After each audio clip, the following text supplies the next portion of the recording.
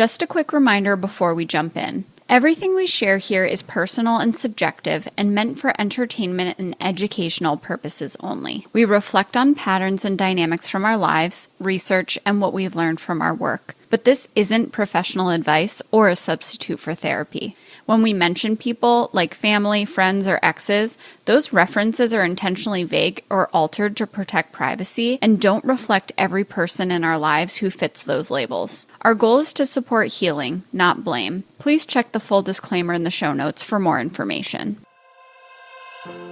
Welcome to Self-Centered, the podcast that's all about you. We're your hosts. I'm Allie, a therapist and life coach. And I'm Katie, a fitness coach and personal trainer. We know what it's like to feel burnt out, taken for granted, and like your life revolves around everyone but yourself. By learning to trust yourself, prioritize your needs, and set healthy boundaries, we help you break free from guilt, overfunctioning, and toxic patterns that keep you stuck in relationships and a life that doesn't truly serve you. Join us each week as we dive into the tools, stories, and mindset shifts you need to create a life that centers you. Because being self-centered isn't selfish, it's essential.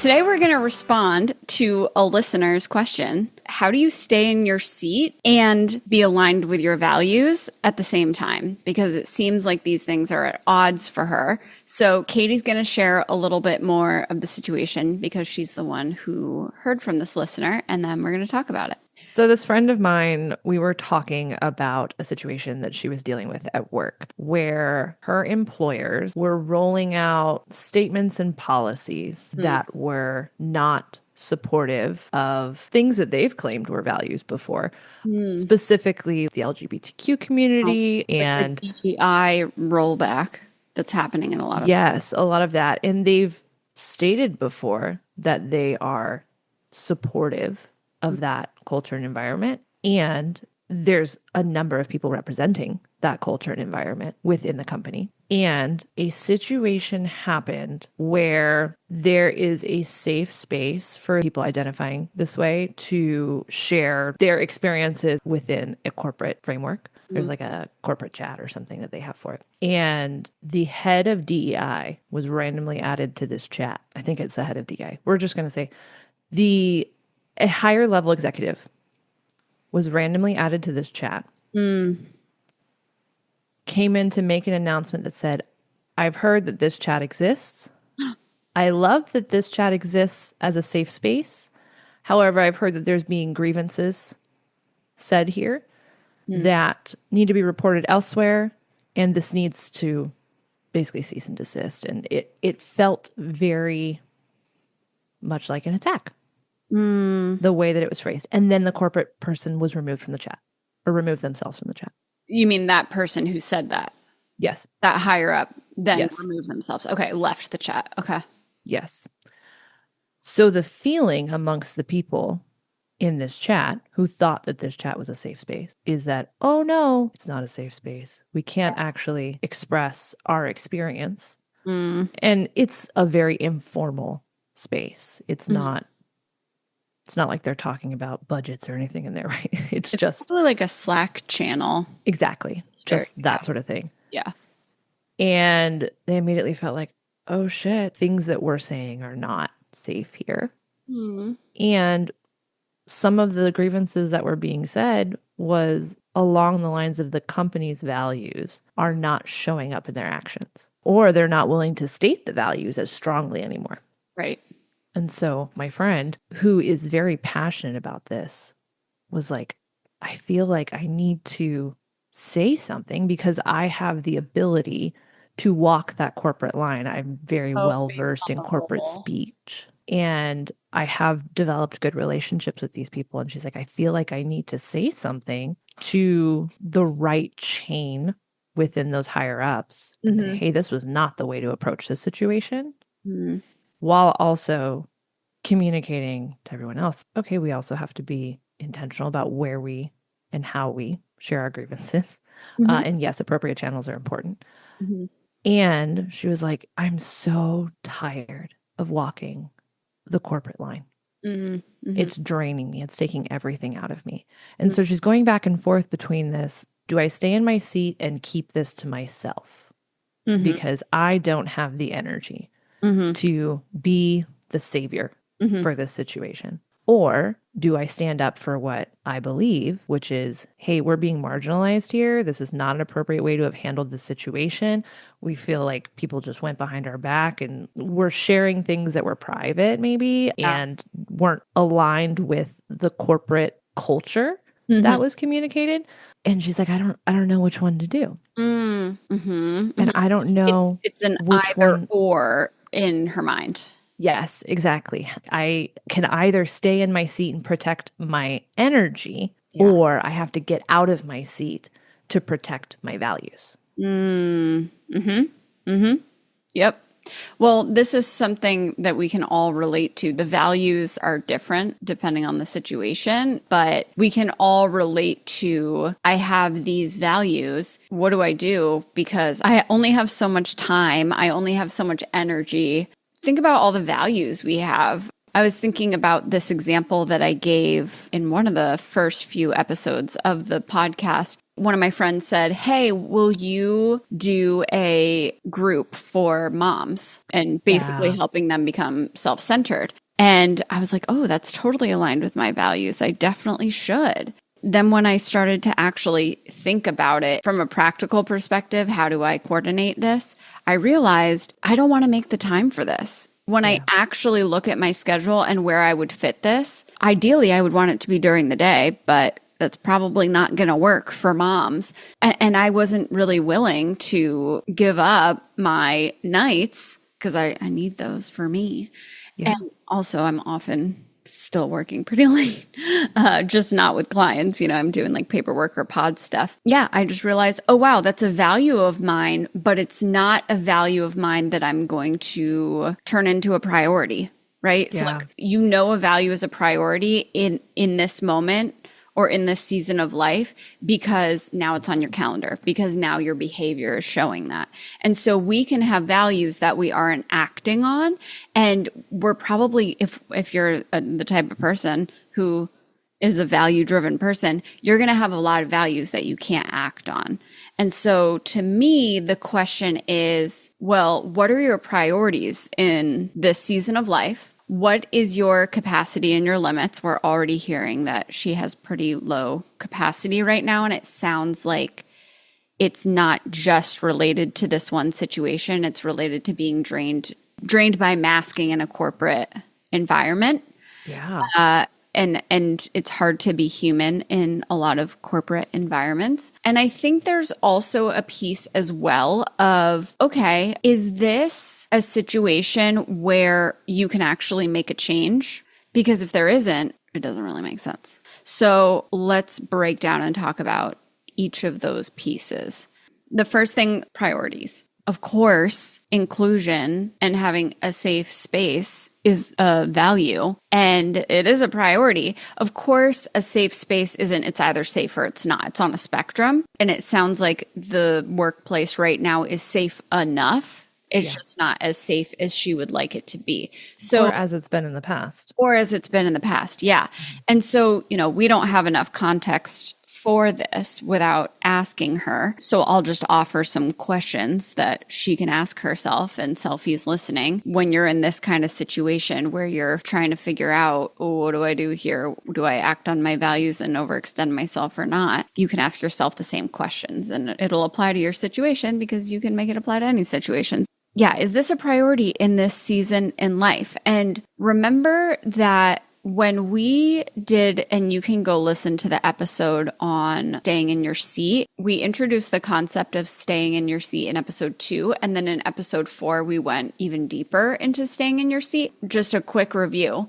We talked about how staying in your seat is just a concept. It serves to orient yourself to how far am I from my seat, from this concept of what my seat is. And that helps me make decisions. You're never going to be perfectly centered. You're never going to be perfectly sitting in your seat.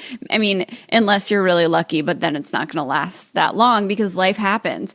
And there also might be certain areas where you're never going to be center. So what I mean by areas is we talked about these 8 dimensions of wellness. For me, for example, Although this might not even be true anymore if my medication keeps working, because a lot of people with migraines, their medications work for years and then stop working. But hopefully it lasts forever. But for me, one of the things that I said in that episode was, in the dimension of physical wellness, I'm never going to be perfectly in my seat because I have this chronic migraine disorder that I was born with. It's not something that's just from lifestyle. It's something that I've always had. And so if I'm not ever going to be center there, then I might want to actually compensate for that by prioritizing not overextending myself energy wise, for example. But if you're the type of person where you're like, no, I'm a really healthy person and I'm totally filled up in that area, I'm bullseye center, or another analogy that we gave was you have 10 points. That's the center. The middle of the dartboard is 5 points, and the outside where you're really far from your seat is 1 point. If you are like, yeah, I got all 10 of my physical wellness points, then maybe you do actually have it in you to have this conversation and walk the line, because this is aligned with your values and really important to you. So I would be asking yourself, and go back and listen to episode 4 for those 8 dimensions and write out, give yourself points for each dimension. Where am I? The conceptual perfect ideal is that your cup is filled to 80. That's you're perfectly at your center. So you can kind of give yourself a score, and then you can look at, where am I really far out? Where am I really close and I can just maintain this? And does it make sense in this season for me to prioritize speaking up and having this conversation? The other thing that goes into whether or not it's a priority is, and I only bring this up because she mentioned that she is tired of walking the corporate line in general. Mm-hmm. And it sounds like this is just one of many things. Then you also might be thinking about, okay, long term, is my goal to stay here? Yeah. Does it actually make sense for me to prioritize this if I might be leaving? Yeah. So in terms of the questions around priorities, that's what I would say. The other piece is to do red light, green light, which I think we talked about in episode 2, which is asking your body, what do I actually want? What actually feels right to my body? Because the body doesn't lie. Our minds can make up a bunch of shit, right? So in that example I gave of the group for moms, my mind was like, yeah, let's do it. Of course I want to support moms. And then I went to my body and it was like, nope, red light. And I was like, oh, fuck. You know? And then and then my mind started arguing with my body. Well, what if this? What if that? Because it's really hard to accept what we want, right? Because we have all these shoulds. And so you can tune into your body, go listen to that episode to find out what that actually is, but then tune into your body and literally visualize, okay, I'm in this situation. What would it look like for me to not say anything? Okay, what does it feel like in my body? What am I noticing? And if it's like red light, tight, doesn't feel good. Okay, well, that's really important information for you, that this is a really strong value. Okay, well, let's look at, if you did say something, what's your energy like? Does that actually feel good? What's going on? So that's another thing that I would say. So I actually did that with her. That was my first thought. I was like, what would Allie do in this situation? So WWAD.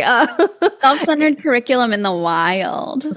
Yeah, it was great. And I was like, okay, what would Allie say here? And I was like, well, she'd probably say to check in with your body, red light, green light, what happens here? Yeah. And so I asked her, I was like, okay, well, if you didn't say anything, if you just kept this to yourself and you, by what you're saying, stayed in your seat for the sake of energy, what do you feel right now? And she like paused and she thought about it and she's like, I feel tightness. I feel kind of like I want to vomit. I feel anxious and everything is really tense and bound up. And I was like, well, girl, there's kind of your answer. Right. And vice versa. If you do say something, what do you feel? And it was more empowered and more aligned with, oh yeah, this is what I should be doing. She's like, but I could be tired. I'm like, you could be, and I think you're going to be just as tired from the anxiety. Right. Right. If you don't say anything. Yes. Ooh. Yes. But what you're saying, disconnect from the brain for a second, because that's exactly what she was not doing, was she was saying like, oh no, my body says I want to like, and I think this was more subconscious because she didn't frame it as her body initially, but it's like, no, I feel the urge to want to speak up. I Ooh, want to feel, I feel the urge to speak up, right? yes. And then she's like, okay, but my energy levels, I know I'm already exhausted. I know I'm already drained out from this. And I'm so tired of the corporate thing. And it's not my place. It's not my responsibility, yada, yada. Her mind would try to talk her out of it. And it would use what would be getting out of your seat as the rationale. And so that's where exactly what you're saying comes in so important is like, what is the body saying? Yeah. And I agree with you. And again, we don't have a ton of information. And if she were here, I could ask her these things. I mean, maybe we'll do that one day is have selfies on the pod and we could do this in the moment. But it sounds like she's just exhausted in that job for lots of reasons. Like this is just one example of many issues where she is feeling like she cannot be completely authentic and open and doesn't feel fully safe and supported. And if she has the urge to speak up, that's your body. There's energy there. Yeah. Because I have the urge, I'm drawn to do this thing. In my opinion, you'll drain more energy resisting doing the thing that your body is automatically already moving toward and stopping yourself from that. And you'll also drain yourself staying in your head and going back and forth and not doing anything.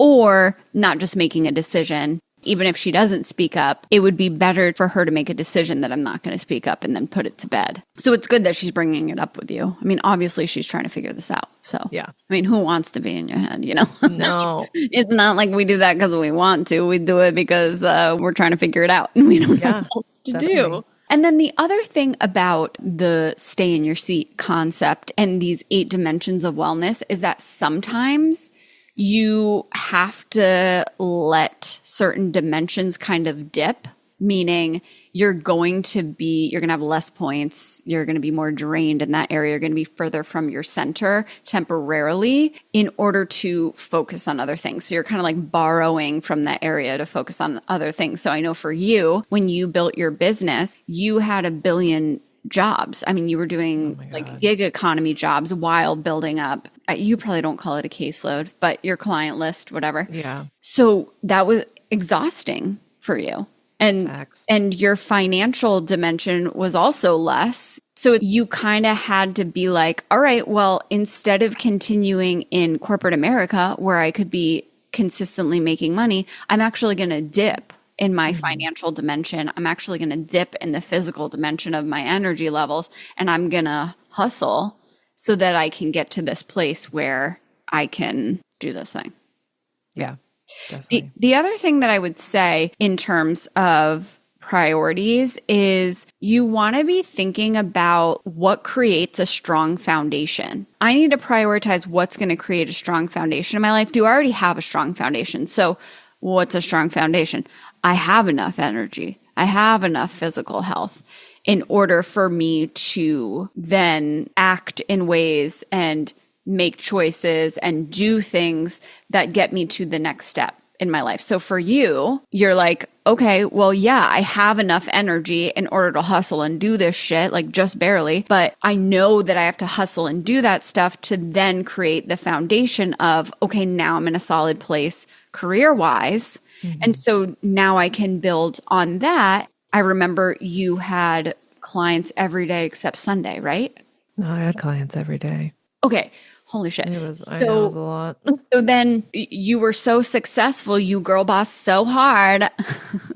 You boss so hard that you're like, okay, I have too much work, but in a good way, right? Because it didn't make sense in the initial foundation building to limit yourself. Again, that was dipping into the physical wellness of your energy and probably also your emotional wellness because you didn't get to have days off and just enjoy yourself and like turn your brain off. But that was worth it for you to prioritize that for a season, temporarily, not forever, because it created this foundation. And then you were in the next level, which was, okay, I am working too many days a week, aka all of them. And so now I'm going to figure out how can I work 6 days a week? Okay, now you're working 5 days a week and you got to that place. So now you're here. So you want to be really thoughtful and strategic about that. And that's why I ask, well, what does her long-term look like? Which we don't know, but these are things that she can think about and selfies can think about in their situations. What is the foundation for each level? Right. Like, how do I work my way up to my long-term goals? Yeah. Okay. The next thing is capacity. We're going to think about her capacity. So she's already saying that she's drained. We talked about this a little. I feel like we've already kind of addressed this because part of capacity is also red light, green light. What is your body saying? Because physical capacity is the first level of capacity. And then it's things like intellectual capacity, emotional capacity. I don't know. If she has the urge to say something, I'm really leaning towards say something, though I don't know, again, if she's wanting to stay there long term. And so, yeah. But yeah, if how she feels in her body is, well, I feel empowered and I have the urge to say something, well, then she probably has the capacity to do that. And it sounds like more of a long term, I can't keep doing this, meaning work there, not necessarily a doing this one specific thing is going to drain me. I think it's continuing to work here is going to drain me is what it sounds like. Yeah, that's such a good distinction. Yeah, it's tough because work is most of the day, every day of the week. So it's hard to differentiate when you're in it. Yeah. That's why it's helpful to get support like she did. I don't think there's anything else to really say about capacity because I feel like we've covered that, right? Like you said, there's multiple layers to capacity in terms of your just overall level of exhaustion, so your physical capacity, but then also your mental and emotional. So it sounds like really taking an assessment of where all of those things are at, as opposed to just on a singular day, like, okay, I'm physically exhausted. Like I'm thinking about myself in situations I've had recently where I've been tempted to say something. Maybe I had a personal conflict or whatnot, been tempted to like address the personal conflict. And I'm like, okay, well, I might have more physical capacity right now, but I actually don't have the emotional capacity to deal with this thing. And even though it's important, I can still find some solace by setting a boundary within myself of, oh, well, I'm just not going to engage with this person. Kind of like you said, of like make the decision, then put it to bed. And although it's not my top choice if I was filled in my cup in all the areas, it suffices based off of what my overall capacity is for all of those layers. So I think that is a good distinction. Is it's not just am I tired? It's okay, well, what all the things going on together, the emotional, the mental, the physical. Yeah. How do those things add up? Yeah. And as you were talking, it made me think, because, sometimes we can have a mood or a moment where it's, I'm so done with this shit, or I'm so exhausted and I can't do this anymore. And it's important to ask yourself, is this just a mood in the moment? Yeah. Or is this how I feel the majority of the time? Because that also impacts your understanding of both your priorities and your capacity. Yes. Sleeping on things is such a good For sure.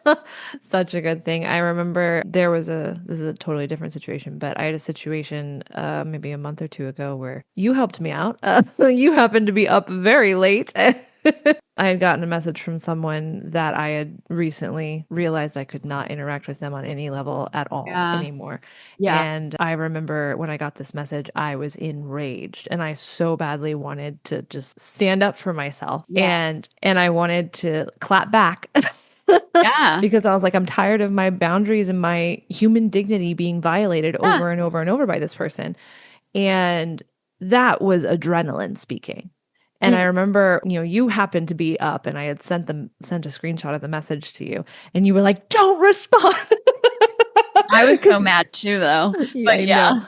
But you had an insight into how much I had been dealing with and how much emotionally I had been holding. And in that moment, I wanted to rage. And when I slept on it the next day, because like I remember when you saying don't respond, I was like, God, that's all the things I don't like right now. I want to respond and I want to rage on this person. Like I am so gung ho. There's so many things I want to say. I'm just like boiling, right? Totally. Because you just want that release. Yes. And I was like, Allie knows what she's talking about. Oh my God. I trust my friend. She can see this clearly. She knows me clearly. Yeah. So I was like, okay, fine. I'm going to set this down. I'm going to walk away from it. And the next morning when I woke up, I was like, okay, this feels easier to hold now. Yep, totally. I remember saying something along the lines of, if you still want to rage tomorrow, you can. Yeah. You know, just let yourself sleep and look at this from a rested place, and also play out, if you do rage, how will you feel about yourself? How will that impact the way you see yourself? Is that in alignment with your values? Yeah. And if you don't rage, same exact thing, because I do think there are some situations where it's fine to just unleash on someone. Yeah. And if you ask yourself those questions of how will I feel about myself after, and you're like, yeah, I'll feel good. It's okay for me to get this out and to release this, without being disrespectful, but being angry and sharing your anger. Yeah. And it's not okay for you to treat me like this after X, Y, Z. This is ridiculous. But it also might be the case that you don't want to give them that satisfaction of them knowing that you're feeling this strongly about something related to them, and you would actually regret it. So it's not that raging or being angry or expressing your anger is always going to be don't do it. It's just rest on it so that when you make a decision, that it's not just based on this moment and this mood. Yeah. Great And example. one of the things that really swayed me with that particular situation, you had said, if you rage, what will be the follow-up? What will this person do with that? Yeah. And it would continue to perpetuate the issue. Right. Yep. Meaning I would get another message. Yeah. And then we would have this conversation again, and then they would weaponize the things that I said. Exactly. And so then I'd be stuck in the same cycle over and over and over. And it's like you do have to ask yourself okay, if I've noticed that this is a pattern with whomever or whatever entity or wherever I'm dealing with it, will standing up and addressing the pattern, will that actually create a resolution? Have I tried it before? If I tried it before and it didn't create a resolution, well, that's probably a pretty good sign.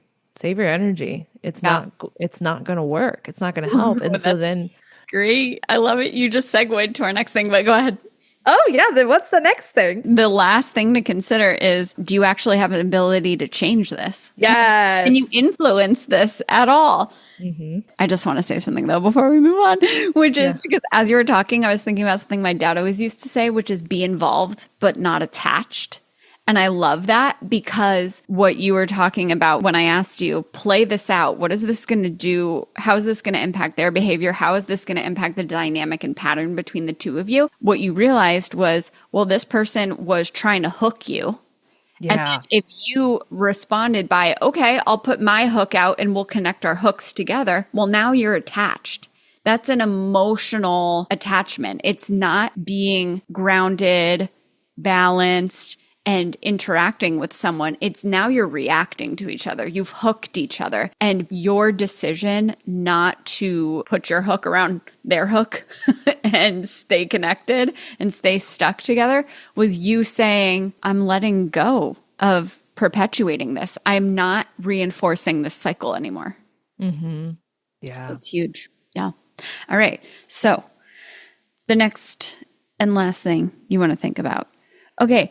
If she goes and walks the corporate line and knows the corporate speak and is in a role where she might actually be able to make change, and it truly might make change, right? Like there's actually a high probability of that. Great. I mean, that's definitely a point toward do it. But if your value is, well, I want to be in a safer place, and so I'm going to go talk to them about it, but just like you said in your example, this recent example of your experience, if you have said this, if you've brought things up before and nothing has happened with it, nothing's going to change now. I've been in jobs too where it's like, okay, this is just a different example of the same problem. And the fact that she, again, said, I'm so tired of walking the corporate line, it's telling me, or I shouldn't say telling me, but I get the impression, or there's a likelihood there of, well, unfortunately, things aren't working out.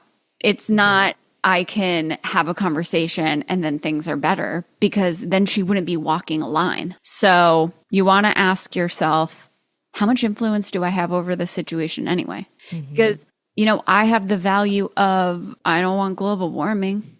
Right. But guess what? I can't really do much about it.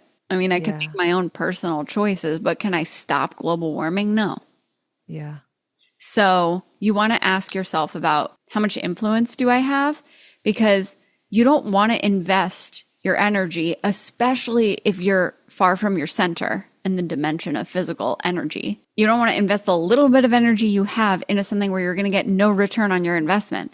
And that might actually negatively impact you in the long run. So same question I asked you of, okay, well, how would this impact them, and how would this impact your working relationship?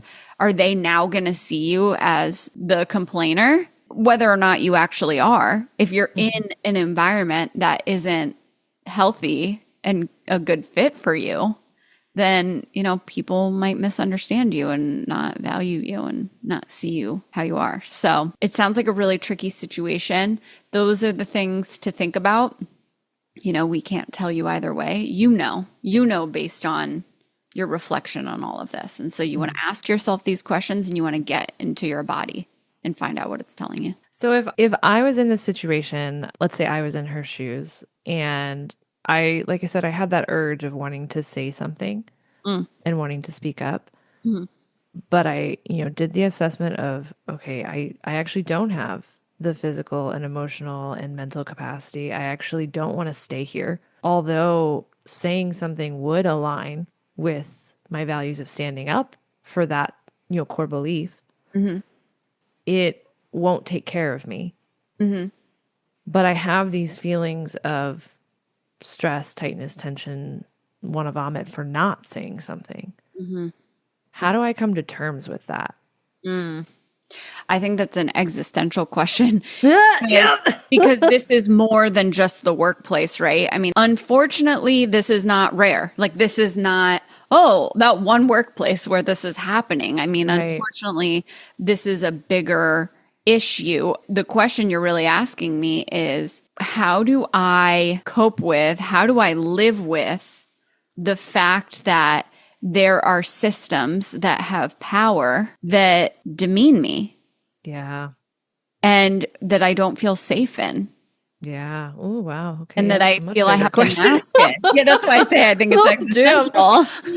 Yeah. I mean, because it's just one, like when we look at the example, maybe it doesn't feel like that, but I think it really is about something deeper and bigger. Depth and breadth. So, yep, existential. And existential issues will make you want to vomit. Holy shit. I feel like we should do a whole episode on that, but let me think if I would have anything to say to her. I think you do need to act in alignment with your value of being in places, situations, around people that do see you as a human and do see you as an equal and are safe.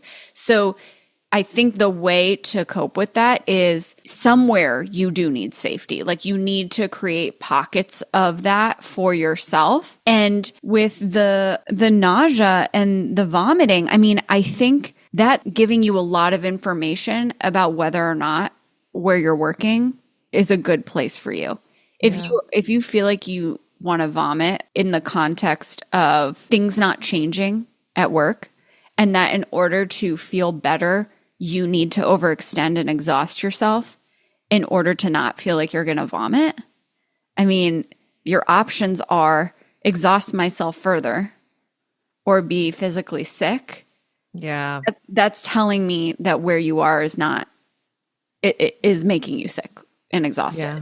So I think it's really good information, and it's a really, really important question to think about. Is this the place for you long term? Because that's information. That's a message from your body.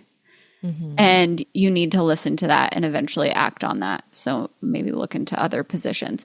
But in the meantime, and forever after, you do need to be in alignment with the values in your life in other contexts where you do have influence over creating that. So would something like reminding yourself or maybe having a mantra of some sort that like, yes, I'm choosing not to Yes. say something about this particular situation. And I'm doing that for this value for myself in this other area because I'm protecting myself in this other area and I'm choosing me, like some sort of mantra to that. Yeah. Definitely self-talk. I also think part of the self-talk is also I recognize how this work environment is impacting me. And so I am going to look into other options. I don't know where that's going to take me. I don't know if I'm going to have to stay here for a while or what, but I am looking into it. And I think it also might be conversation with the part of her that feels like she has to keep tolerating being in that environment. That's an interesting point. And where did those beliefs come from? That you just have to tolerate and push yourself through that. I mean, work, financial, it might not be that this is a part. It might just be, well, I need money. But I just get a sense that there's a disconnection with a part of herself. So yeah, I think connecting to that part of herself that feels like, well, I have to tolerate this. I have to overextend myself or feel like I'm gonna vomit, and letting that part know, hey, I appreciate you being committed to keeping us alive by making enough money to pay the bills and all of that. And we also need to acknowledge that the way that this is impacting us, and that's more of the embodiment, that's more of the connection to red light, green light, and how is this impacting me and how we feel. And so I think there needs to be a bit of an integration. It's hard for me to answer the question because I'm like, therapy. You know what I mean? Like I'm like, there's a lot of things I would do. Yeah. Yeah, I think it is. I think what you're saying though, in terms of that awareness that there could be more things going on a deeper level. I think about that. You and I have talked about this for ourselves in terms of we overextend ourselves and then we finally claw ourselves back to baseline and we're like, oh, we comfy here. And then we're like, just kidding. We're so used to overextending ourselves and we're so used to give.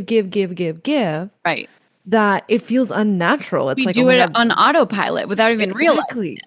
Yeah. Yes. And then I think to myself and I'm like, oh, wait, but there's a part of me that believes that my worth has come from what I do for other people. Yes. I talked about this in a previous episode that like I had this core belief that I'm unlovable. And part of my perfectionism and people pleasing came out of, well, I have to do all these things for other people and I have to be all these things for other people in order to have worth myself, in order to be worthy of love. And it's like, oh, wait, okay, well, if I don't address that part of it first, then I can't hold the boundary for the thing that I actually would like to like. Right. Exactly. Yeah. Because it sounds like, and again, this is just an impression because I don't have enough information, but it sounds like this person is very connected to, well, I need to do the things that are aligned with my values. And obviously that's really good. But when you're only listening to one part and you're not listening to the part that's saying, we can't do that, or we can't do this anymore in general, or maybe there's a part that has always fixed everything and overextended themselves to fix. But then there's this other part saying, we don't have influence over this. Yeah. You just have to pack up and go. Yeah. So a lot of the work of becoming self-centered is connecting to all your parts and being aware of all of them so that they all get a place at the table and they all get to speak. And it's not that any one part of you is wrong. It's just that they're probably all right. We need to consider them all. Yeah. Yeah. And when you're disconnected from your body and what it's telling you, then you're not getting the messages of what it is that you need on a biological level. Yeah. And then it would get to the point where you're not hearing these messages, but now it's gotten so bad that now I want to vomit. Yeah. Because now my body has to work extra hard to give me a message. Yeah. Oh my gosh. Yeah. So, yeah. So those are my thoughts. And in summary, think about what are your priorities? Yes, what are my values? But also, what are my priorities in this season? Looking at the 8 dimensions of wellness. Where am I? what makes sense for me to prioritize right now? What are the things that I need to prioritize in this season to create a strong foundation to build on for my goals in the next season and the next season and the next season? What is my level of capacity? And then what is my ability to even influence the situation? Because if I don't actually have any ability to influence the situation, then I should definitely conserve my energy. Yeah. Yeah. All right, great. Thank you for your question. I hope it was helpful, and we'll see y'all next week. Thanks for joining us today. We hope you've enjoyed this episode. Follow us on Instagram at selfcentered.pod or connect with us at selfcenteredthepod@gmail.com. Stay self-centered, and we'll see you next week. Bye. Peace.